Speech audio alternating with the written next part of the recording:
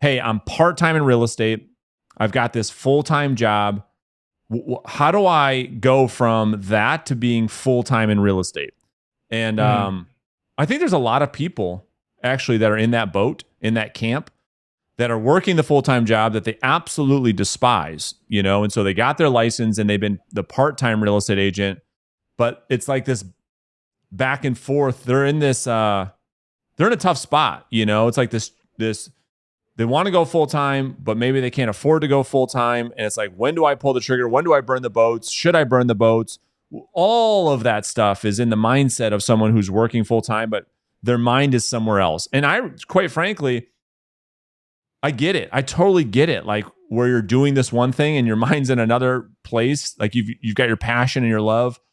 And for these people, they want to be in real estate full-time and they have to go to this 9 to 5. So that's what we're talking about today. Love it. So, yeah.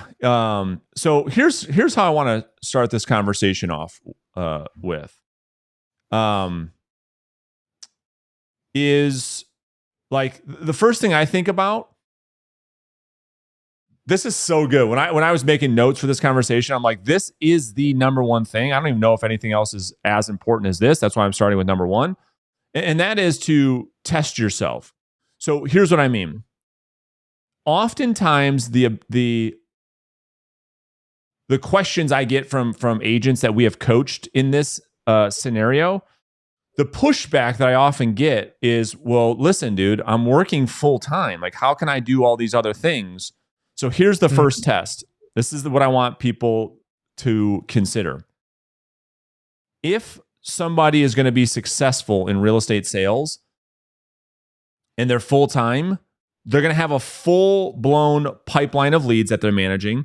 They're going to have a full-blown of active listings, pending listings, closings, and they still have to prospect.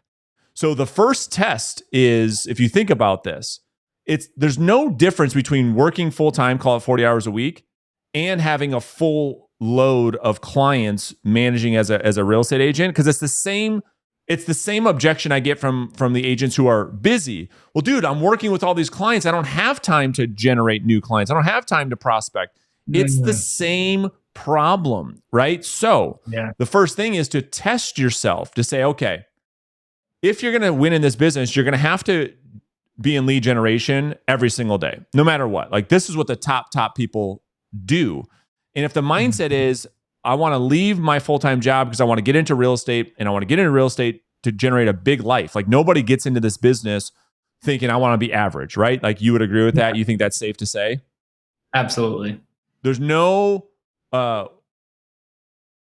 like ambition. Everybody has ambition. So if that's the case, this just hit me like a ton of bricks. Isn't it safe to say that that's the same, like working full-time and testing yourself to prospect and to lead generate every single day is the same thing you're going to have to do if you get into this business full-time and if you're successful.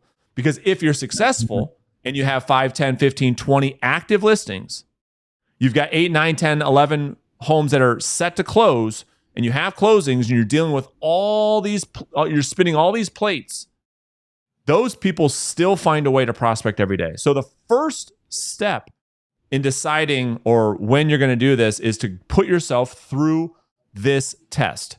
How can you work full time and prospect every single day for a minimum of 2 hours without ever missing? Did that make sense to you? Like what I just articulated? It's so good. Yeah. And where my mind first goes is like, what is it that you want? Right? Are you looking at this and you're like, I want the lifestyle, I want the end result. And you're like, but I just can't even like get in and do it. Because you've got to maintain, this is what you're trying to describe. You got to maintain what you're doing.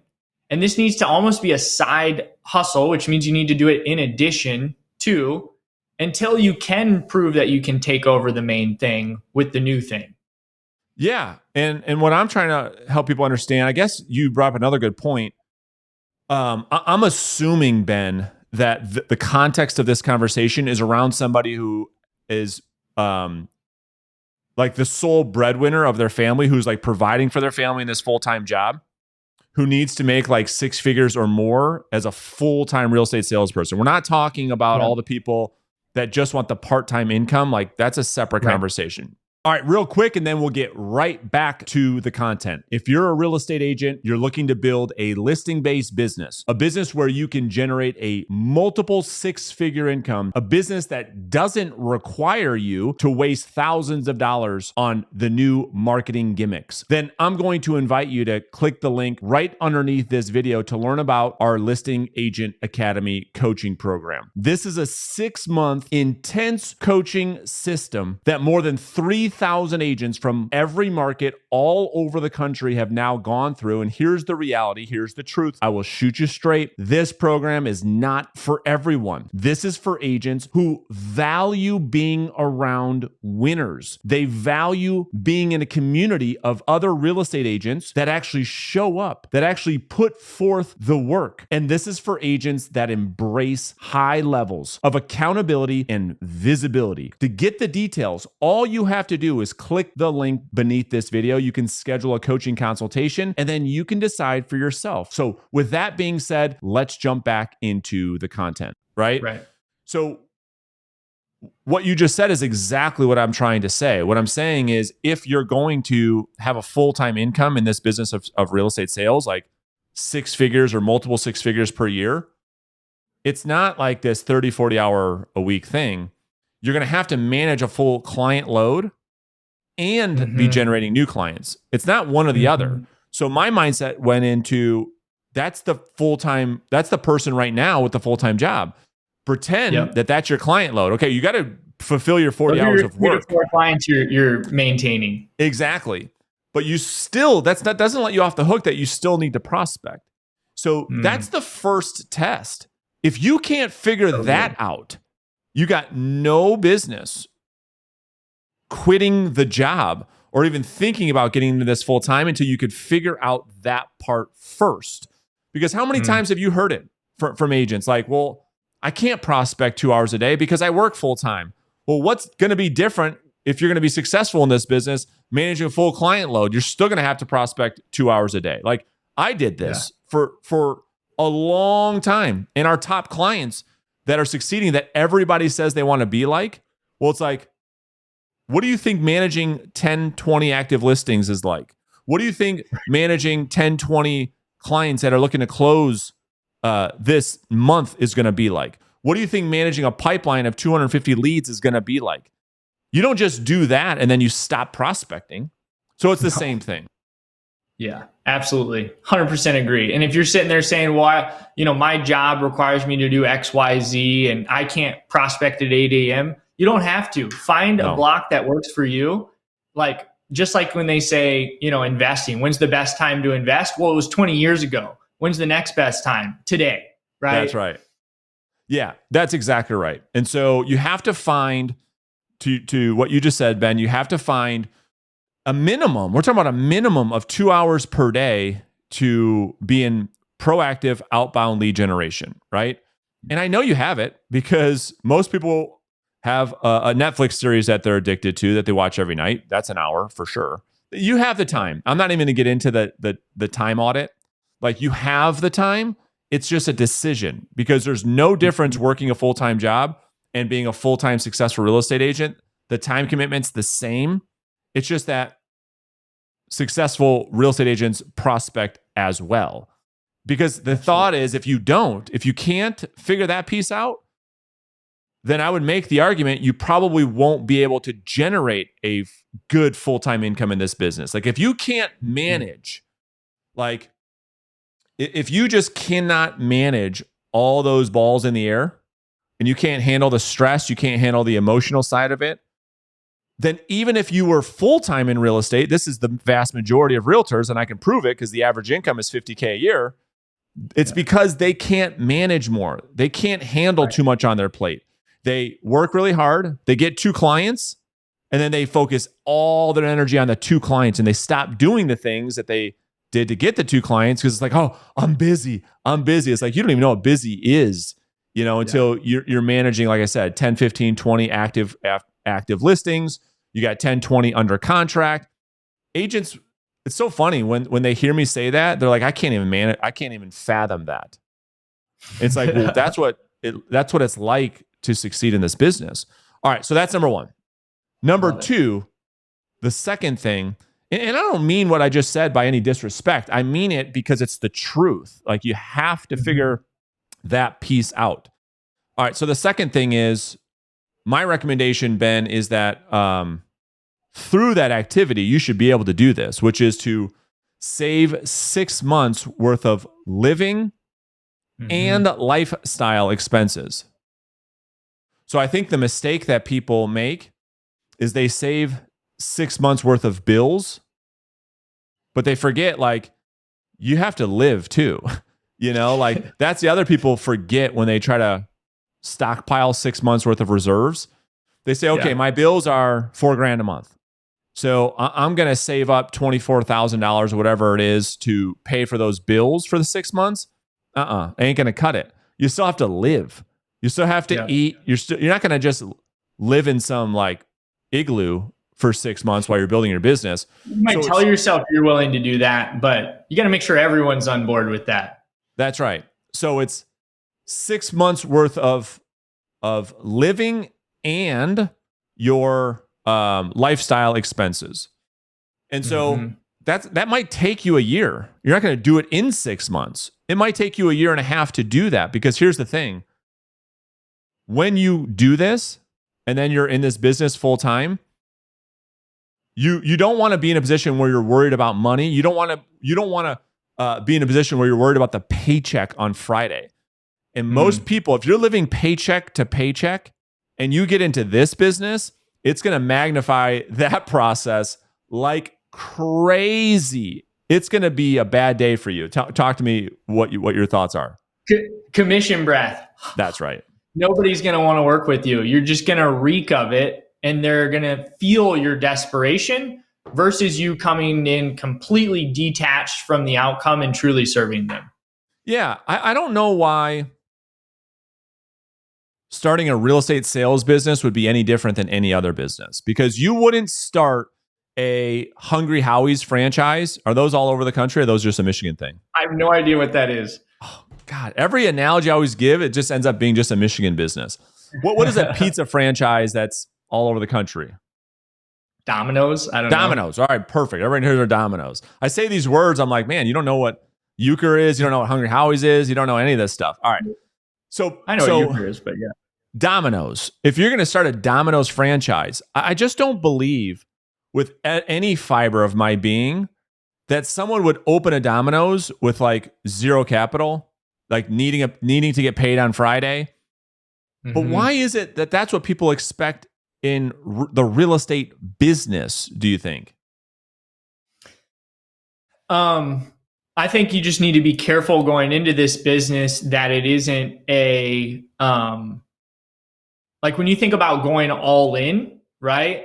I think about going all in. It's I'm willing to risk it all, and I'm either going to have a big win or I'm going to have a huge loss and I'm out of the game.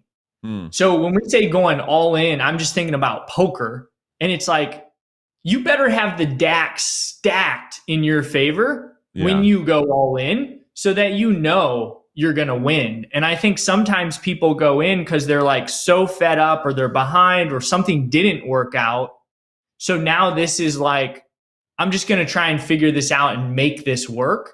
And the deck, they're going all in with, I don't know poker that well, but 2-3, and versus like knowing you got king, queen suited, right? Yeah. Make sure that things are stacked in your favor. Does that make any sense? Yeah. The thing that I rack my brain against again is like why people think that the real estate business is so different than other businesses. There seems to be a massive disconnect. And I think the reason why, and I'm not even going to get into this whole conversation, but it comes down to the barrier of entry. That's exactly what I was going to say. You can't even flip and buy or get into conversation with Domino's. They're like, hey, do you have $250 cash ready to go and 180 days worth of operating costs? Oh, you don't? Okay, sorry. Like, I know. It's just so so easy to get into real estate, which makes people believe like maybe it's easy to succeed too. So true. And that's why I say all the time, I think the industry really sets people up for failure. I believe that. I really believe that. They make it seem one way. And I have, like, everything I do, I try to bring some data around it. So it's not just like hearsay. I did a huge poll on this. And like in the poll, I said, hey, how many of you essentially thought real estate was going to be easier than what it actually is? And it was 100% across the board. Like, that's because the industry makes it seem to be one thing and it's a total different thing. All right. So that's the second thing. Can I say one more thing on that? Please. Is and maybe we do a bad job of this too. I don't know. But you look at like Selling Sunset, Ryan Serhant, these people that are winning on a massive level. We share people that we have in our program that are making 7 figures, right? And you get in and you're not winning on that level fast enough and you think you're doing something wrong and you're failing. Great point. Right? So it's like just the reality of how long we grind it. You make, you grind to 6 figures. You do it for a while. It's just like you might be winning more than you realize because you've got, hey, I got a lead today for X amount of years. Like, but yeah, you don't have the paycheck, but you need that paycheck so fast that you're not even letting, this business germinate so that it can blossom. Yeah. People underestimate the amount of activity it takes just to be average. Yes. Oh, that's so good. They do. They underestimate the amount of action they have to take literally just to be average. We're not even talking about any other level. We're talking about just to make $50,000, $60,000, $70,000 a year, just the average agent. The mindset coming into the industry is they underestimate that so much so, because I don't want to miss this thought. Going back to, and I promise people in the audience will speed this up, but like the first thing, the test that you're going through, the question you have to ask yourself, not ask yourself, scratch that, F that, put that aside. I'm talking the question you have to prove to yourself is, this is the best thing of all time. Are you willing to show up for yourself the way you are willing to show up for others? Meaning, anybody that's working a full-time job right now, you probably show up early. You probably show up late. While you're there, you're probably giving like amazing effort. Because why? Because you don't want to get fired. You need that paycheck on Friday. So the question is, can you behave the same way for yourself as you did when you were a W-2 employee, when no one's holding you accountable, no one's checking up on you, you're an independent contractor, nobody cares whether you come into work today or not, because that is the issue. Can I share a story that I just shared with an agent about this exact same thing? Please. I know we need to move on. So, great friend, he, medical field, and he was talking about how his wife just doesn't understand when he's at the office doing this, that, and the other, right? That like, so, okay, pretend you're a professional baseball player, you're a surgeon. Like, would you say, oh, I've got surgery, I'm going to skip surgery today? Or your spouse calls you and like, oh yeah, I got to ask you this question, right? Like, have the same level of discipline of showing up like you're playing in an NFL game or you're in surgery, right? That's like the people that succeed at the highest level. That's how they treat prospecting. That's I can't right. miss it. Yeah. Yeah. It's not a like I do it sometimes thing. It's like I do it every time, no matter what. All right. So moving on. So number one, we have like test yourself. We gave some examples of just test yourself to see, can I be trusted enough to be in this business? It's a great thing. It's a great exercise. Second thing I wrote down was to save up 6 months worth of living and lifestyle expenses. All right. Third thing on the list, build a pipeline of 100 active leads minimum in your pipeline. Well, why, Brandon? Because if you're going to go on an appointment every single day of the month, which is where you need to be in order to hit your financial goals for most people, we have about a 20 to 25% lead to appointment set ratio. So what does that mean? Well, that means you have to maintain a pipeline of about 100 active leads. Well, Ben, what does active leads mean? Well, active leads means you've got people in the pipeline that have told you they want to sell their house. They've given you a specific timeline on when they want to sell the house. They have agreed to meet with you and interview you for the job of selling their house, which means they don't have another agent that they're committed with, and they've agreed to the next time that we should communicate.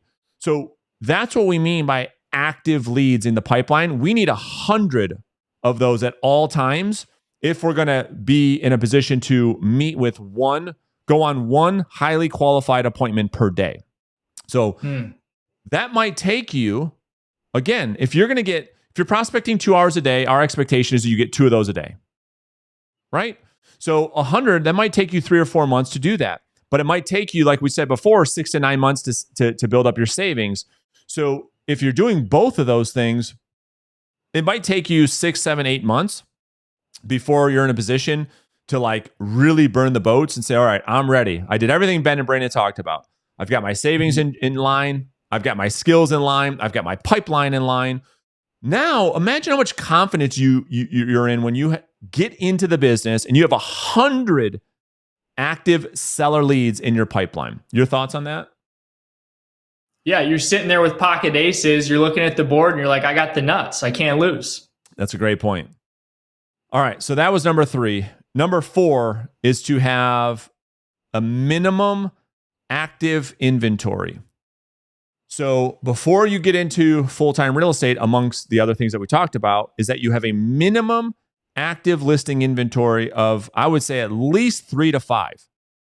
At least 3 to 5 active listings in your inventory before you leave the full-time W-2 job and get into this full-time. Because you can leverage those listings in so many different ways to build some momentum in your business. So you don't come into this with just nothing. No pipeline, no actives, no savings. I mean, if people are really listening to this conversation, I hope you're hearing what I'm saying.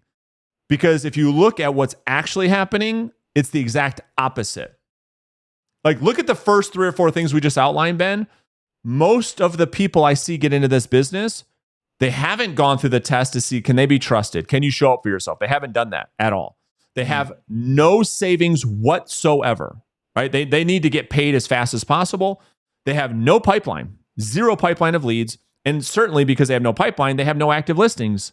So it's the inverse of what most people do. If you just do the opposite, you're going to win. All right. Next thing on the list. Ooh, this is another good one. I think we're on number 5, right? 5. Okay. Number 5 is to start making content right now so that your SOI gets used to you being in real estate. So don't wait to start making content until after you're in the business. Start making it right now. Launch your blog, start your podcast, launch your YouTube channel, start posting on Facebook and Instagram, start making content right now every single day. So your sphere, when you are in a position to serve them, they're already used to the idea of you being in the business, and you're starting to position yourself as the expert, right? Start to mail to the database, start to do some content. And so you can start to build that expert authority, right? So good. Yeah. All right. I got 2 more. Number 6. Start previewing every single for sale by owner and active listing that hits your market. This is the fastest way, Ben, that you and I know on when we talk about knowing the market. It's one thing of like saying you know the market, like, oh, I read some articles. No. I'm talking about knowing your product better than any other agent in the marketplace. Anybody could do this. Nobody does. So it's like, are you previewing every FSBO and every active listing that hits your marketplace, and you're physically walking through every single one of those properties, and and then you track those properties from active to pending to close? You will learn the market so fast. No agents do this. Like part-time, full-time, experienced, new, it doesn't matter. No one's doing this. And so if you can do this, it'll be crazy how fast you really build some confidence, because when you go on a listing appointment, you'll have so much more. Well, that's just it. Context, right? Mm-hmm. Versus going in blind, you have no idea about a pricing model that might work because you don't know the market. So that'd be the next thing. Anything you want to add to that? Yeah. Guess what this costs you? Oh, so good. Nothing. That's right. That's Costs right. you absolutely nothing. It's like, when I first got into, and not to derail here, but into investment real estate, investing in real estate, somebody told me, is like, every deal that you see, underwrite it, and then watch it and watch it and watch it and validate to yourself that you were right. So that when you do pull the trigger, it's like you just proved to yourself, and you had no, you weren't committed. I got to make one deal work. I got to do it as quick as possible. You're like, no, I'm going to underwrite 300 deals. I'm going to walk 300 properties in my market. I'm going to watch them. And I'm going to say, this is what I would do. I'm going to take notes. And then afterwards, I'm going to compare it. And I'm going to say, oh, I missed that. What did I miss here? Let me analyze it. Oh, okay, that's what I missed. Versus, oh man, when, now you just start stacking that confidence. So when you go in there and you have everything else, then it's just like that confidence oozes from you. They can feel that. You just knocked the ball out of the park. Like it's exactly what Ben just said. It's like taking these actives that hit the market and say, okay, let me do a CMA and see what price I would come up with, right? And then I'm not going to regurgitate what Ben just said. That was so spot on, which then leads us into the last one, which is to then study the market. So that's what we're talking about, right? It's like, so every month your MLS is releasing all the data that you need to be an expert. So like, how many properties came into the market this month compared to this time last year? What is the story there? It's one thing to say, there are more homes, less homes hitting the market this year than last year. There's a whole nother thing to go deep with that information, because there's a difference between like information and then like data, and then what is the data actually saying? So when I say study the market, to give that even some depth, some context, ladies and gentlemen, boys and girls listening to the show, I'm talking about, what does the data and the information, what is it saying?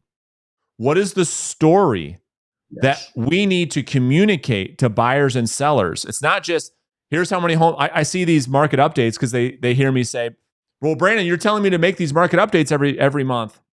Yeah, what a market update is not, is, okay, last month in the market, we had 1,200 homes hit the market. Last month, we had 200 homes go under contract. We had 100 homes sell. The average days on market is 37 days in Phoenix, Arizona.